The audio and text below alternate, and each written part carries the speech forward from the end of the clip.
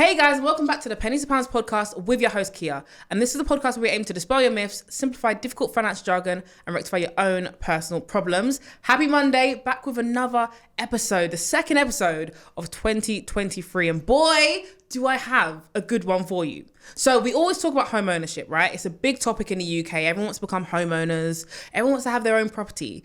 And we explore it a lot with solo buyers. We've done that on the episodes. We've done it with people who've bought together as couples. But now we're going to come to something slightly different. We are going to talk about friends and home buying, because it actually spurred off the back of a tweet I saw on Twitter of people saying, I'd never buy my friends. I couldn't trust my friends. And I thought, that's a bit harsh. Come on, there's some people out there who must have bought with their friends. So I have a whopping, amazing guest for you. Guess, who are you? Hi, I'm Sadia and Amanda. Hi, I'm Amanda Wong, and we both met during university. Been friends for about Too long. too long to remember now. But yeah, so we've been really, really good friends. We love eating, we love going out. I don't drink, she drinks a lot. But We like going on holiday. That's another one I was going to come to. We go on a lot of holidays together, but I think, we've both got decent jobs and things, and then, we talk about a lot of different things about how we can kind of have a bit of a side hustle, because I think that's quite important. And, for me, I think a job is a bit it's dead. You can only kind of go so far, let's say, in a job, whereas if you've got your own business, if you've got a side hustle, there's always that extra income coming in. So me and Sadia do a lot of chit-chatting about general stuff, but again, we were like, okay, side hustle, what can we look at? And it was beginning of last year. I think it was the beginning of lockdown. Beginning of lockdown, we were talking about, how we could potentially look at property together. We've both got an interest. We've both always wanted to kind of have either multiple properties ourselves, whether that's to rent, whether that's to flip and to make some money from.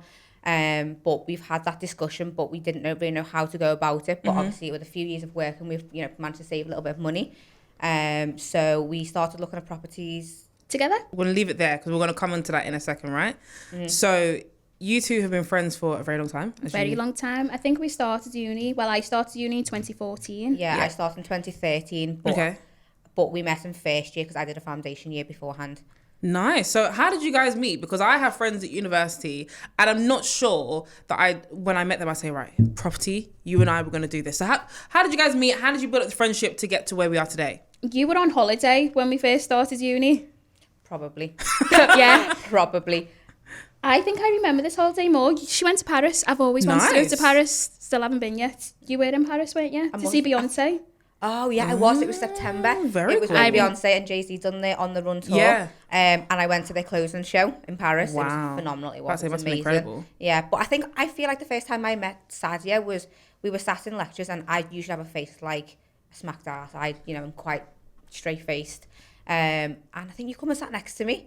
Obviously she had the confidence. As you know, she's got confidence. Yes. She placed herself right next to me. She wasn't terrified of my face, but she came along and sat next to me, and then I think we just kind of chatted away and things. But there's only about 10 of us in the course, about 10 girls. What did you guys study? Mechanical engineering. Oh, very cool. So we've both got degrees in that, but there was only about 10 people. Well, 10 girls on the course.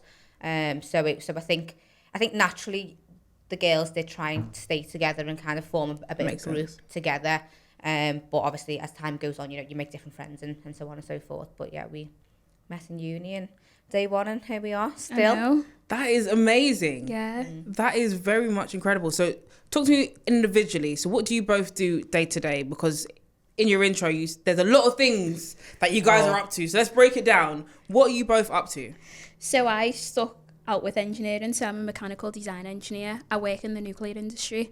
Wow. Yeah, I'm in between jobs right now. So I'm like leaving my job a week on Tuesday, and then I start another job beginning of March. Wow. Yeah.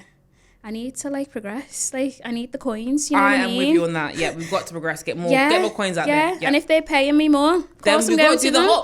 Yeah, 100%. 100%, yeah. Amazing. So I, again, studied mechanical engineering, but I left and went to do a graduate scheme with a company who I'd done my internship with.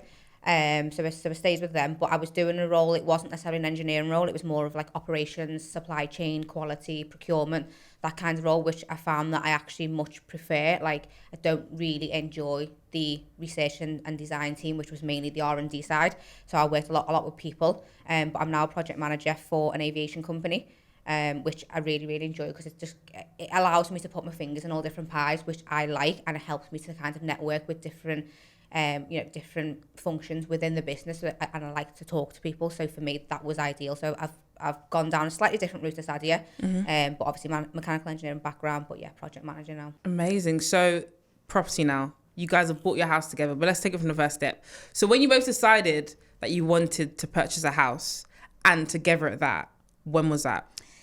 We were talking about it since lockdown, like the first lockdown, because we live around the corner from each other, so we spend quite a lot of time together during lockdown. So we go on walks like every single day. Like, we were on top of our fitness back at lockdown. Yeah, that's all we could do, really. That's all you could do. Yeah, it was one of them as well. Yeah. It was like, I don't want to leave lockdown looking a show. That's what I kept telling myself. And like, little did I know it'd last for so long and like go on for years and years and years. But like, that was the main goal. And yeah, we'd like listen to like loads of podcasts and stuff. And like, they were always around businesses and like doing things. And I was like, the only thing that's lasted throughout lockdown, that's kept progressing, kept growing, is property.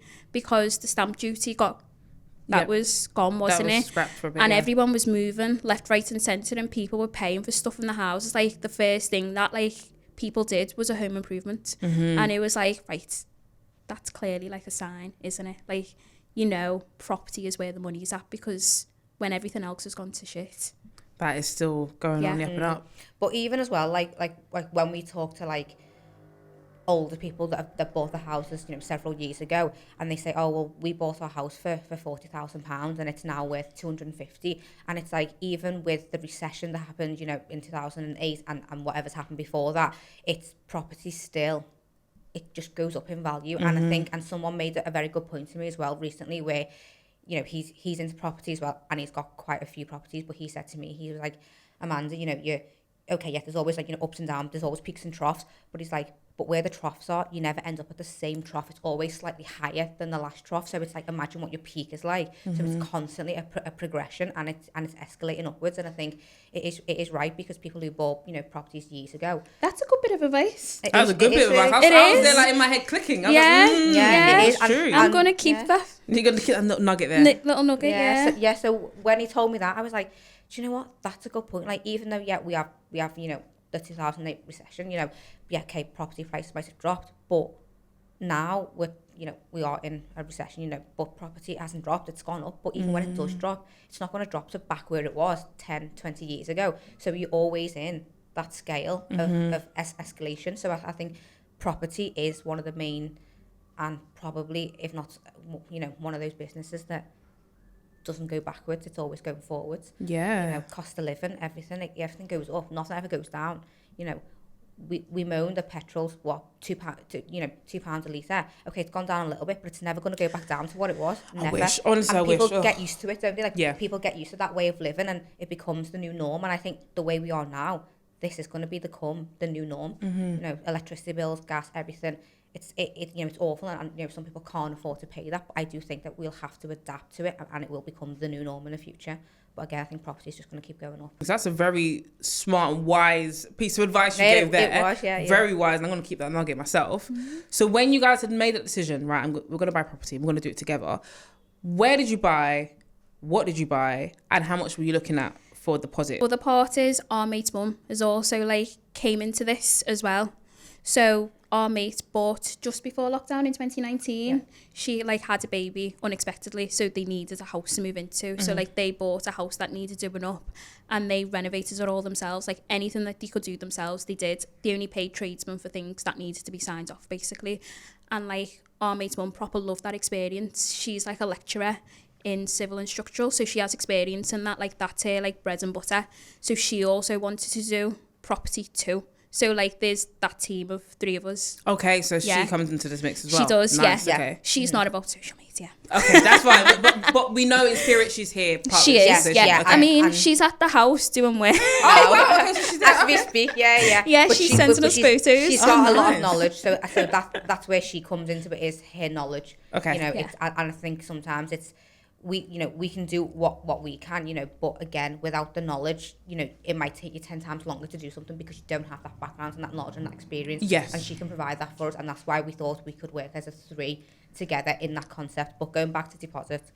Going back to deposit, so what we started to do was looking at houses first, wasn't it? Like Yeah. we were seeing how much things were going for, because when we started talking about it, was 2020, but then we didn't start looking until this time last year. I think we made the It was. chat. That was, but then that was 2022. So obviously in 2 years things changed. Yeah. Like, and what we did was, well, I bought a house first, didn't I? So like I bought my own separate house. This was Okay, so you've got your own as well. yeah. And then So you got one together. So Sadia's got one on her own that she bought just before lockdown. Right. the I- offer got accepted just before lockdown. It did, yeah. yeah. And I got the Luckily- keys in July 2020. Oh my gosh. Yeah, it just landed so perfect. Like the Yeah. offer got accepted the 11th of February 2020. I remember it because we were talking about it before, weren't we? And then I moved in July. But by the time I moved in, my house already went up in value. Like it was Crazy. nuts. You hadn't done any work to Hadn't it. done and any it's work to it. gone up. Crazy. It's Yeah. crazy. And I think, and so for me, I owned another property with my mum Okay. as well. So Nice. so we were first time buyers. Yeah. From that instance, but in terms of deposit, is like we both had some savings, Yeah. you know, but obviously with it being, because we had to buy a buy to let because it was our second property, and with a buy to let it's 25% Yep. deposit, isn't it? So you know, you think it's a lot. It's a lot more, yeah. Yeah. It's a lot more, but obviously because we were buying it together, you know, we could split that deposit down the middle and halve it. Personally, my mum lent me some money as well, to kind of go towards it, because I think I would have maybe had enough for the deposit, but then the renovation side. Right, there's a lot of finances that comes into that, there's right? a lot. Oh, there is Yeah. a lot of finances. Yeah. Like the amount of money that we've spent so far on this reno, I'm like, where have we found the money? Because Yeah, I we've can literally imagine. just used, our parents obviously give us some money. Like I think both our parents give us about like 15 grand. Nice. But then the deposit alone was like 37 and a half. Yeah, and so then it's so much more, isn't it? Because you didn't buy it. Yeah, it's crazy. the legal fees and the Yeah. stamp duty, that was about 10, 11k. Oh my Yeah. gosh, we're at like, Okay. for that almost 50,000 if you 50 add on the 50. legal fees and Yeah, the deposit. so everything before we'd even stepped foot in the house, before we'd even got any keys, it was about £50,000 Wow. Yeah. that you needed, and Yeah. you know it is a lot of money, and you know in terms of you know how to kind of get that deposit, whether there's any kind of tips and tricks, and it's very difficult because obviously we've been in a good position that we've been able to have support from Of course. our family, yeah. but then of course we have also Saved. as Yeah. well, so it is a combination Of both. of both. But I think, you know, I mean, because I obviously coming on this podcast, I was thinking about it, and I was thinking about, you know, the whole deposit thing. You know, what if someone doesn't have that that family member or friend or someone that can lend them money? What can they do? And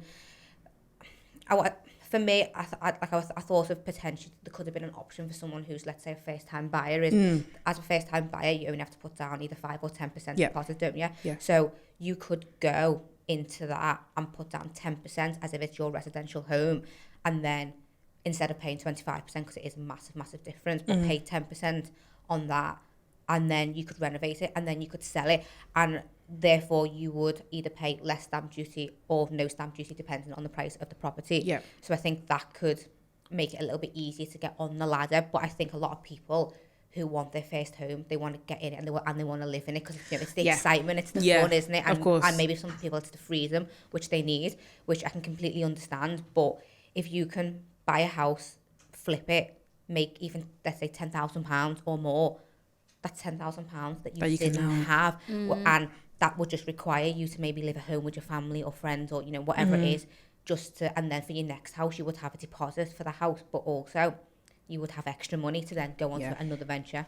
Yeah. So I think saving for a deposit is hard, but you sort of have to tell yourself, what would you rather? Would you rather spend now and have enjoyment now, or just think in a couple of years' time, if I just put that £100 aside, put that £200 aside, not go on that holiday, I'll have Think a of how deposit. much, Yeah. But it's yeah. easier said than done because we like to go away and stuff. Like, Same. and we like to go Yo, out as preach to the well. choir, don't worry. Yeah, it's one of them where you need to like look at your numbers, like how much money do you have going in, how much money do you have going out, and you need to be realistic, like how much do you actually spend, and like Yeah. you need to use that as a driver. Like if you're not making enough money to save, go get a better job. Yeah. Like don't Kim Kardashian me.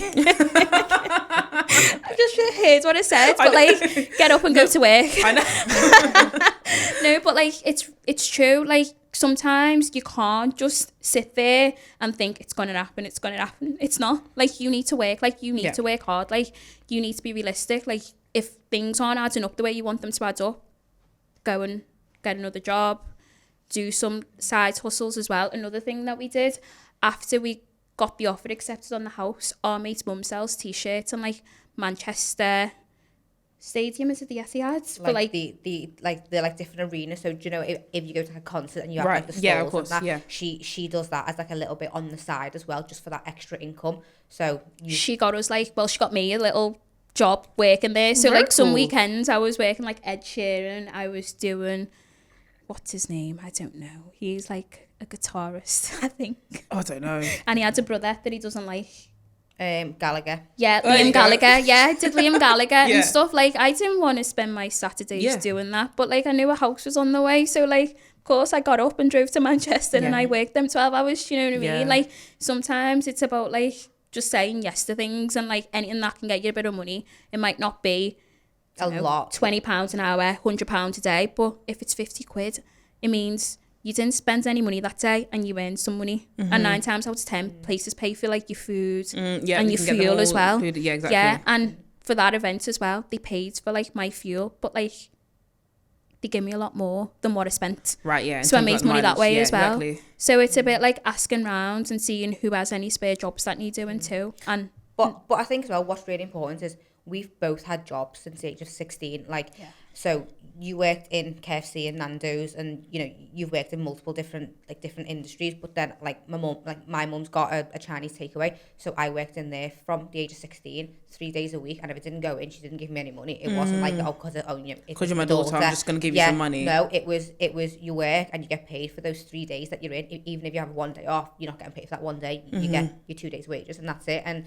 you know, and don't get me wrong, you know, I guess it's something that I probably didn't want to do. I saw my friends going out all the time, you know, after school on weekends, and I've given up a lot of Saturdays to work in her takeaway because that's one of the busy days and she needs me there. But as well, for me to just earn a little bit of extra money, and you know, back then it was £30 a night, and it's not a lot, but a week I was getting about £100 a week because I worked 3 days for her. But if you think over a year, that's like £5,000. You know what I mean? It all adds up. It's a lot of money. Yeah. But I had that from the age of 16, and I think, and you know, some people that don't have say Saturday jobs and don't work, it's, you know, yeah, okay, you know, your parents can fund you if they've got that, but what if they haven't? I think, you know, getting a job at that age, but that also then you're then introduced to like, work ethics and things like that, which then I think help and motivate and drive you as well at a later date as well, you know. And when you get to like, you know, a little bit older and we've got more professional jobs, it's then again we look at side hustles, we look at what we can do, and that's where we are today, isn't it? Yeah, I think what you both have said has been so valuable. I think it's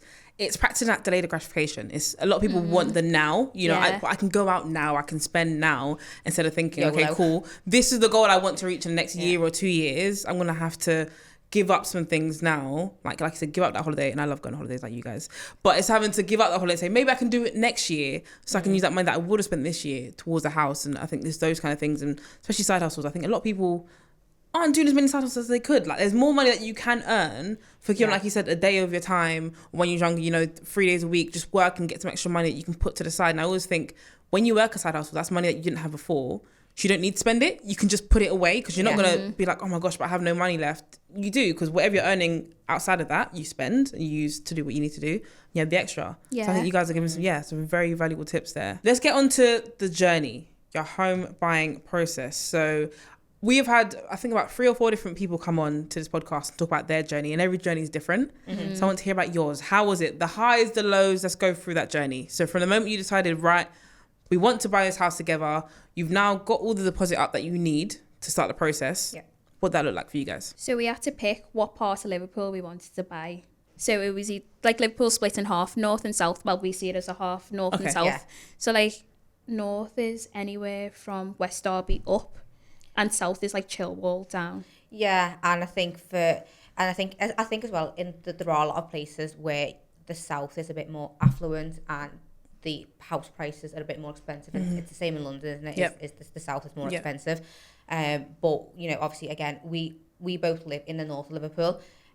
But we were like, but over COVID and everything, you could see the difference in how much the house prices were rising in the south and how much they were rising in the north. So it could be, for example, 50% in the south, but in the north it was only going up by about 20-30%. So there was a big difference and therefore a big gap. But again, there's certain postcodes which is probably the same in a lot of different cities that are just more expensive. But obviously we had to look at how much money we had.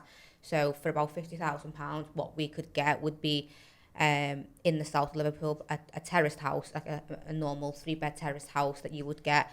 And we paid 150,000 for this one in a place in an area called Garston. Okay. So Garston is the south of Liverpool, but it's not like the best area in South Liverpool. But the neighbourhood areas are quite nice and like affluent. So we thought, you know, if we can kind of stick around there, it's a little bit cheaper because it doesn't have that the affluent postcode. However, it's still nearby, so it still attracts people to buy in that area. Nice. But you've missed loads out because we didn't see that house until April. But then we were viewing from like February to March. And this is when it was chaotic because we'd book viewings, wouldn't we? And they'd be sold. Yeah. Literally. So by the time you get to the viewing, the property's gone? It's gone. It's not there. Yeah, we had a estate agent ring me back being like, oh, you know this on this road, it's gone. Like, we've had our viewings today and there'd be like 20 people. Like, yeah. So, like, when I was looking for a house, you would, like, when I first went for my personal house, like, you would have viewings over like a week and, like, you could pick whatever slot you want. Yeah, there'll be loads of people, but then everyone got to see it. But over COVID, it went nuts. Like, it was so stressful because we had so many booked in at one point, and I think there was like a week where we were all like, we can all do these days, and like we had like loads of viewings sorted. They all fell through. Literally every single one fell through. That's crazy. Yeah, it was nuts because they all went for over asking as well. Like, even our house, it was on the market. Over asking usually. Wow. Literally, ours was on the market for 135. Yeah. It got And then you actually got to it for 150. And I think one of the only reasons why we got it for 150 was, I think, the woman who was sorting us out and the estate agent took a bit of a shine to us. Oh, that's always helpful. Yeah. Always helpful. Yeah, I think it was.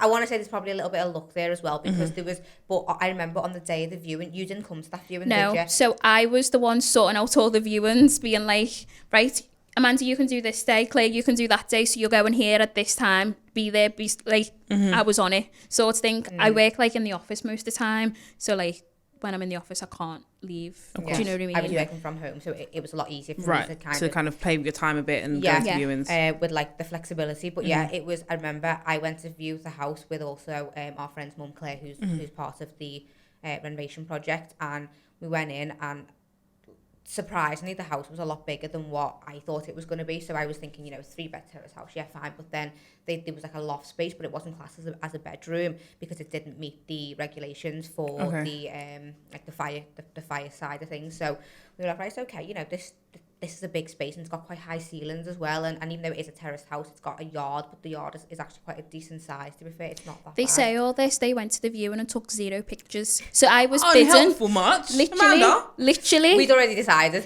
Me and Claire decided. Yeah. You made an executive decision that this is Yeah. what we're getting. No pictures, and the pictures that we did, like, from the estate agents weren't the best. They were a bit, they like, weren't crackly, weren't they, for, like, that house? They They were could have very been 10 times pixelated. better. They were Yeah. awful So pictures. they were saying all boss things in the chat, and I'm sat there and work like, where's the pictures? I want the pictures. And they're like, So- we didn't take any. And then I'm like, I was overbidding on a house I didn't even see. Like, I did not see the house Yeah, it's true. until the offer got accepted, Until and that the was a offer few got weeks accepted. later. Yeah. Oh my god. I said, right, Sadia, we like the house. Put a bid in. It's gone for 135. But at the time of the viewing, there was these 2 guys there, and they were from like tradesmen, like I think like builders or something, and they wanted to turn it into a HMO.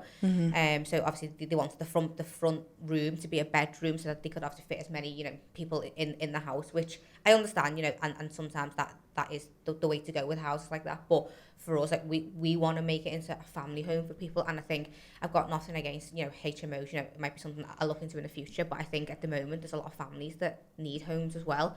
And I think, you know, like if you've got a young child or you know, or something, and you want just a family home, or you're a first time buyer, I think it's absolutely ideal.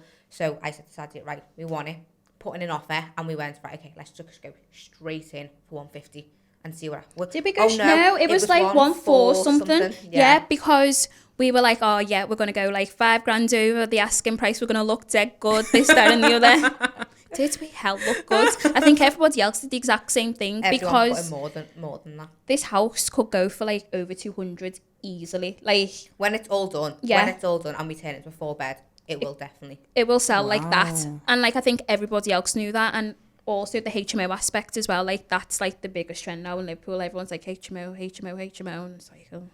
But anyway, like people are willing to put more money into like the actual purchase of the house if that means making a big profit, I suppose. So yeah, we went in at like 140. I think we tried to play the games and we like 140, 050, something like that. Don't you hate us? Yeah, just try and twist the numbers a little bit, just try and embellish it a little bit. Yeah. To be fair, one of our friends said you should never go in with like a flat out like even number, like you know, like 180 or 190 or whatever. Like try and go in and just have like, you know, like 183, 259, you know, so like kind of like, and make it a bit random, because usually they take the highest bid usually. And especially in this climate, the highest bid is probably the one which they're going to go for. So it's like, well, I might just say, oh yeah, you know, it's worth 180, and let's say that was like, say, you know, the maximum that most people would go to. But if you done 181, 295, well, straight that away, 295, that extra $2,000. Or, of course, you're gonna take that pays right? for something. Do you know what I mean? And it's like, because naturally, I think obviously people who sell houses as well usually are in for the profit. Let's be honest, you know, that's what you're in for, which is fair enough. You know, I would do the same. So I would probably say highest bidder wins. You know, and that's my aspect of it. So I think if we think like that, then a lot of people must also think like that. If they want to sell it and just take the money, it's the highest bidder. So if you can get that bid for an extra, what, 1,000, just a couple £100 more. Yeah, a couple hundred just makes it look better, doesn't it? It just makes it look better. And naturally, the estate agent goes, well, you know, they've offered that, and the next one down is 180, and then someone's offered, you know, 180 and 295. Well, an extra £300 in my pocket, why not? Yeah, I'll take it. Yeah, exactly. Okay. Yeah. So as Sadia said, we tried to play the game, but then that first offer just wasn't enough. And then our second offer was just, right, that's it. Who was ringing me? Was it the solicitor? I can't remember who it was. Either the solicitor or the mortgage advisor, and she was like, girls, I really loved like your vibes when you came in, because we had to like put in some like papers and stuff. And she was like, right, so we've got offers for like 145. Do you want to go any higher? And we were like, we're going to have to, because bear in mind, we've viewed loads of houses at this point and we've never all been on the exact same page. That's another thing. Like, I just chill. I don't really care. As long as I had a house to flip, I was happy. You're relaxed. Yeah, you're the relaxed and one. I'm going, oh no, but I don't like this. No, okay. No. And I think because there is three of us in this, it's everyone's got their own opinions, of course, which you know is absolutely fine. But then it makes us think about different aspects. So like as I said, like Claire, you know, she's got a bit more experience, and like she'd be in like lifting the carpet. She knows what she's looking for. And checking the floorboard, seeing whether there's like any like mice or anything, you know, like mice droppings, and then you know she'd be like kind of looking at the damp, the looking walls, at the ceilings. Yeah. So it's like, you know, and if she saw something that would need a lot of work doing, then it was a no. Everything, but and it was out of our budget for the renovation cost. And we were like, right, okay, well, we can't afford £50,000 renovation costs because of that thing. Let's move on to the next house.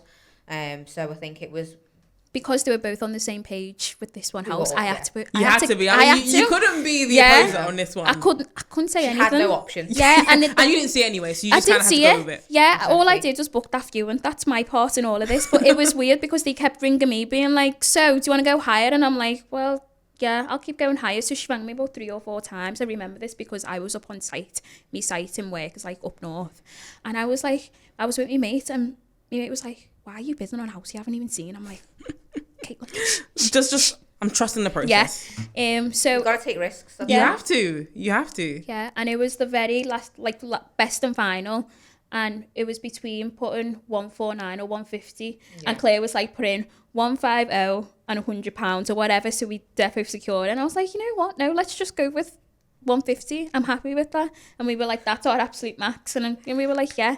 And then a few days later, we got the phone call, and I was like, guess what, guys? In the chat. That's amazing. That was a great feeling as well. It was. It was, and I think because it was so, the house viewings were so intense. Like as you said, they were getting cancelled or they were being sold like straight away, and it felt like you were. It just felt like you were fighting a losing battle. Yeah, but it was constant, and it was like people were fighting over like a chocolate bar in the shop. But it wasn't. It was like, you know, like £150,000. I know, it's actually expensive assets that you're fighting over. And everyone is fighting, and you've got like multiple people bidding on the same house, and it was crazy. I think because it was so intense, and it was like a bit of a relief for us to just say, right, we've got a house.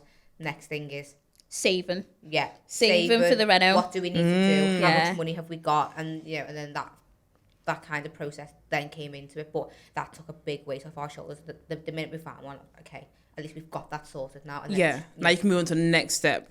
Which is obviously for your renovation. So how has that been coming along? Like, how much money did you initially? Obviously, I know. Bearing in mind, I've not long moved out from London as well, so me and my family moved together. So I understand what that all looks like in terms of renovations. We did the majority in the house, and That's you know, good. you have a budget in mind. Sometimes the budget, you don't always stick to that. Yeah. But initially, when you first came to saving for that, what were you guys thinking of? Like, you know, how much did you say? Right, we've got to make sure we have X amount saved to do renovations. What did that look like for you guys? What it looked like for us. So we had savings, but it wasn't. So basically, our budget was 30 grand, and I think we're still in the budget now. To be honest, I think probably just even it. Yeah, just we are close to spending it, but we're still in it. Bear in mind, we've had the house since July, so it's been like 6 months, and we still haven't broke the budget. That's good. That's really good. When I tell you anything we could do ourselves, we've done ourselves, and the tip runs. One rule in this house is we're not allowed to get a skip. So we've had to do all the tip runs. Wow. Claire's like, we're not spending £200 on a skip. That'll pay for plasterboard. Yeah, it is. So there's been like, we've been tight, and like we've had to spend like evenings, weekends there. But like we knew that when we like got into it. But saving for the reno, so after like we got the offer accepted, it was selling t-shirts. It was right. I could book this holiday, but do I really need to go on holiday right now? Like I had Paris booked for my birthday, didn't I, this year? And I was like, the amount of money I will spend in Paris. I can't justify it. Like the flights were only £60, so all I lost was £60, and I'm just thinking. But you're going to gain so much more. Yeah. It's true. Yeah. It's true. And Paris is quite an expensive city. You've been there as well. Yeah. So. And I like expensive things. So you would treat yourself out there, especially. Yeah, and it was my birthday as well. It was your birthday, yeah. And but I think in terms of like saving, like so we all had some savings left, obviously after paying the deposit and everything. But as Sadia said, you know, a lot of saving, either doing, you know, me taking on extra shifts in like my mum's to kind of help out, you know, Sadia selling t-shirts, whatever we could do, I guess. But it was cutting back. That was the main thing for me, cutting back. That's the hard bit. How did you do that? Did you make a budget? Did you write down all your expenses? How did you guys cut back? Spreadsheet. You had a spreadsheet and put everything in there. I love Excel. I think Excel's the best thing in the world. So, and because I work a lot with Excel, like I love like the VLOOKUPs and everything. Yeah. But so I've got a spreadsheet of literally every penny that comes out of my bank, whether it's a direct debit, whether it's like even like petrol, like, you know, I'll factor in monthly petrol costs, different things in there, and I know how much I've got left at the very end. And then I guess then, you know, you have how much you can spend or your allowance that you give yourself. So I kind of do it like that, but again, it's using different apps as well. Like I had a Starling account that I never really used, and I love Starling, and I love it, and I love Starling. like the like save pot that you can have. The little spaces that you can create, you can customize them. And I think it's an excellent function. I think it's really, really good, and I think that's why I think the app is really good as well. So I was like, right, okay, I'm going to use that, and it's so easy, isn't it, to just tap away on your phone, contactless, everything nowadays. I say this all the time. I think Apple Pay and contactless has been a blessing and a curse. Honestly, because the way I will spend money sometimes, I just hope for the best that it doesn't decline. I'm just like, just tap, I can get that. That's nothing. But when you had chip and pin before, and you had to put it in, you have to really think about your purchase. Do I really need this? Honestly. But now you tap away, don't you? But I think there are like a lot of apps out there that help. Like there's Monzo as well. Yes, Monzo's really good as well. Was telling me about Chase as well. Chase, I've got Chase. I love Chase. Anyone who doesn't have it, Chase Bank, I think I tweeted it the other day, is amazing. You get 1% cash back on all purchases, even abroad. Anything you spend on, you get 1% back. So We need to get a Chase card. Yeah, we get Chase. do, but at the moment I'm loving my American Express. So really good as well. So we both have the British Airways one. Yeah, but very good. I just think it's like, well, if I'm going to spend the money anyway, I may as well get 1.5 points for every pound that I spend, Right. and then convert that into whether it's flights or whether Exactly. upgrades, things like that. Exactly. But again, we probably should have got these Them kinds sooner. of cards sooner. Yeah. But You live and you learn, don't you? And that's the thing. It's something that we've learned. But obviously for the future, even going to buy paint or things like that, like tools that we need. Yeah. Just tap on the American Express, Yeah. get the points, and things like that. And I think it's just these are so handy. These kinds of apps. There's so But I many think- banks and everything with all their offerings. I think it's really, really But then handy. I think as well, it's like it's people's. I think there's a lot of people that aren't really aware because again, these things aren't taught to you in school. It's either your family and friends or you go through it yourself, and it's that learning process, isn't it? And for me, it's like I just think all these apps are so good, but then there's other apps as well that you can. I don't want to say make money, but I mean at the moment I'm obsessed with the Biscuit app. I don't know if you've got Biscuit. Oh wow. What's the Biscuit app? Tell me. So Biscuit is. Are we going to confess our sins? No. Tell me, what is it? But so basically, so the Biscuit app is you.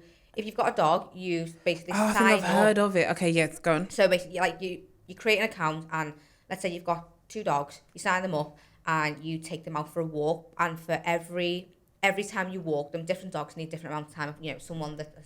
If a dog's old and and little, then it probably needs less time. It's like a big, say, German Shepherd that's 2 years old. So the amount of time that you walk is dependent on your dog and the health of your dog and the age of your dog. So you take your dog for a walk, like you take your actual dog for a walk, but obviously you sign up to this account and you get 25 biscuits for every time you complete a walk, but the biscuits convert into vouchers. So for example, 500 biscuits can get you a £10 Nando's voucher. Oh, really cool. Or M&S voucher, which I like to use mine for. Okay. But then with the house, we might need to start getting B&Q vouchers. But Yeah, at least you can B&Q. pick which one. You can Right. get B&Q, you can get like all your supermarkets, you can get Amazon, you can get a couple of Cafe Nero. So I think it's if you take your dog out for a walk anyway, you may as well It's a use the no-brainer. app because you're doing it anyway. You're getting free money. And you're getting technically free money from it. Yeah. Because you just go on, tapping on your phone and setting it up. In that sense, that's the only extra part that you would do. Yeah, of course. Alongside your normal dog walk. Yeah. So, but it is really good, isn't it? Because I used my £10 Nando's voucher the other day. That must have been good. That must have tasted It was splendid. Knowing that you didn't spend any money on that as well. I was like, this is so good. I was like, my whole Nando's has cost me £5. Bargain. I was like, bargain. This is I great love news. that for you. But yeah, so I think so. If people have got dogs, I would really highly recommend the app. I think that's a really good app. I think there was one more I got told about the other day, which was that there's an app that's recently been made that you can actually get paid to go in public transport. Stop. I need that. I will need figure that. out the name. I forgot the name. It escaped me now, but I do have it on my phone where you can literally, you get paid to go on public transport. And it's meant to be encouraging people to use public transport as opposed to using their cars. I love using public transport. Well, if you want to get on a bus, you can get paid to do so. There is an app out there for that. There's always an app. Which I love. There's always, it's incredible, but it's also like how many apps are that we're probably not aware of as well that allow. And I'd watch one of your videos on Instagram, and there was someone talking about different walking apps. Yeah. Was it with a sweat coin? Sweat coin. Yeah. Yeah, and I was like, wow, I never even heard of it. But again, there must be so many out there that you can make money from. And again, I don't want to say it's a side hustle, but it's extra ways of making money. And if you're going to go for Nando's anyway, you may as well get it for free. You may as well get it for free or a huge discount on it. Exactly. Why not? It's but again, I think it is that it's word of mouth. There are a lot of business people telling you, oh, there's this and there's that. But we've got quite a few different apps, haven't we? So we've got the Biscuit app, which there's that one called Airtime that you told me about. Airtime Rewards. I love Airtime Rewards. Yeah, there's Airtime Rewards, and then there was another one, the Class Pass. Oh yeah, the Class Pass. Yeah, have you heard about the I'm Class not sure. Pass? No, what's that one? You can explain. So I'm going on holiday soon. Yeah. And I was like to my mate, oh, where can I go to the gym? And she was like, oh, you need to be a proper member of a gym to go to them. But she was like, if you get Class Pass, you can try them once for free. So if you like working out and you're going somewhere new, Class Pass is the one. But then we're using it in Liverpool to the classes that we've never been before. Very cool. Yeah. I'm gonna check that out. Yeah. And you have to pay a monthly subscription, don't you? But it must be cheaper than probably the fees you'd pay for Well, the gym, I mean, right? the the first month is free, and you get 15 credits on it, but like different classes in different places obviously have different credit amounts. So like, for example, I was looking at a hot yoga class that was probably like a 10-minute walk from my house at this yoga studio, was only 3 credits. So in theory, I could go to 5 yoga classes in that month for free, technically. And then there was one that is like 9 credits. It's Barry's boot camp. Right, that makes sense. So it was more credits, which fair enough. That's fine, but you know, you could do one of those, but I could also still do a yoga class as well. So it's like, but again, I think it's free. Even if you don't continue with the membership, the first month is free. So why not make the use of yoga, or it's like there's like yoga, there's boxing. I think it's the HIIT, body weight. There's a lot of things, but it depends on what's around the area that you're in. But I think it's really good, and I think it's something that I think.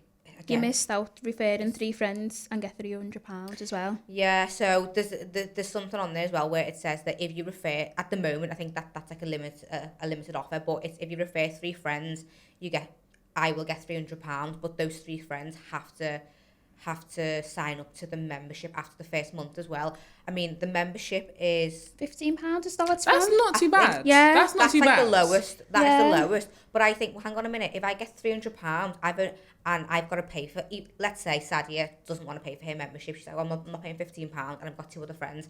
Well, I'll pay your £15 membership. Because even then, you're still going to make more. Yeah. And I can still spend that £300 on multiple classes. Yeah. Do you know what I mean? So that's really good. You guys, I'm going to get ClassPass after this. So if you want to send me the referral, I will take that. Oh, yes. Thank you. Wait, I haven't signed up yet, have I? I need to sign up. I was going to be like, I'll send you my referral. I will take that and I'll be signing up. So wow, that's a really good one. Thank you. I'm going to put it on my phone. Before we close up, top tips for anyone who's looking to buy a house with the buy-to-let route. We talk a lot about, first-time buyers, but you guys are first-time buyers. So going down the buy-to-let route, looking to buy a property and buying with others. So you guys are friends, but then you also got Claire, who's also part of it. So what would be some of your key tips when it comes to actually going down the buy-to-let route and buying with other people as well? My top tip is but I think any house, not just a buy-to-let, it's not your house, and you have to remember that. So people like different things. You have to try and keep everything, I think, as neutral as possible. And if you've got, a cheaper alternative. So, for example, me and Sadia went to look at a bathroom. I've told everyone this story, but we went to look at a bathroom, and like the side panel on a bath, she wants to pay £100. I went, no, we're not paying £100 on a side panel. It felt really nice. So this, and I think this is where a lot of people kind of get trapped. It's like, oh, I really love that colour, or I really like that design, or I like that kitchen. And I think, but just because you like it doesn't mean the person who's buying it is going to like it. Yeah. So I think, one of the main things is you have to remember that the property isn't yours, and you have to really, but I think sometimes I'll say, oh, I like that, and Sadia goes, don't forget, Amanda, it's not your house. So for us, we work quite well because we keep reminding each other, the 3 of us, don't forget, it's not our house, because I think it's easy said than done, but we do fall into that trap sometimes. Of doing what you like as opposed to just keeping it more general. Neutral and more general for everybody else. Yeah. And I also think you really have to make sure that you've really got a strong friendship, and because I think money can cause a lot of problems with different people. In all relationships. Yeah. And I think me and Sadia, I think me and Sadia, we're both very generous people, but we've got the same values when it comes to money as well. And I say, you know what, if she's going to have me off by 20 grand and she thinks that's what our friendship is worth, then, but I don't believe, I would never go into business with someone that I thought would never do that to you, right? Like that to me. Yeah. But again, another thing is the legal documents. And I think even though we are really, really good friends, we know that we have these legal documents in place to where if anything was to happen, we would still get our equal share, which is only fair to do that. And as friends, I think, and any relationship, I think we split down the middle, and that's how we want to go. And we make those terms and conditions at the beginning, and we have the documents to go with it, is what I would say anyway. One top tip would be ask for help. So I've had my mates most Saturdays come and help. Even it's either discount or it's physical help. I think ask people and tell people about what you're doing, because people are interested and people do want to help. Ask a builder whether they can knock down the price if you do some work for them, if you prep something for them. Yeah, because what we've noticed is you're paying for a builder's time. So if they're spending time prepping and you can prep, why are you paying them? Yeah. Sort of thing. To add to that one as well, is I found that as well a lot of the tradesmen that we've spoken to, and that as much as you know, they are very in demand. They can charge kind of whatever day rates they want. Any prices that kind of come out, there's always room for negotiation. And I think a lot of people are scared to negotiate and think, okay, if that's the price, that's what I'm paying. But one thing is, you can always knock down even maybe £100. You're still saving £100. You're still saving money, yeah. Yeah, just try and knock them down. If you don't ask, you don't get. That's very To true. piggyback off that as well, talk with confidence when you're talking to 100%. builders. Like, don't go in being a girl, being like, oh, I think I act want like you this know and exactly that. what's going on, even if you have no clue. Literally, like when I Yeah. spoke to our builders, I was on the phone to them and I was like, I need this doing, that doing, that doing, and this doing, and I want it like this. And they were like, oh my God, you sound like a builder. And I was like, yeah, because I could be a builder if I wanted yeah, to. if I wanted to. Yeah. I just don't want to be. Yeah. I just don't want to. I chose not to. That's it. Literally. But yeah, it's like speak with confidence and like don't give them the power. Like Yeah. you have the power, you're asking for like a service at the end of the day. So you want the service that you've asked for and you want it to the best quality sort of thing. So yeah. Amazing. Ladies, thank you so much for coming on to the podcast. For anyone listening and watching who want to find out more about what you guys are going on and follow your renovations, where can they find you both? Instagram. I have a home Instagram. It's called Homes by Sadia. I don't have a home Instagram, but I've got a food and travel Instagram called Lovely. Wong's Food Travels. So yeah, I like to show what I'm eating, but usually I eat it all before I've taken a picture. So I'm trying to improve. You're on trying that. to improve and try and take pictures first, then Yes, the key. Well, thank you so much. They'll all be linked below anyway, so you can go and check them out. And we're back again next week with another episode. Bye, guys.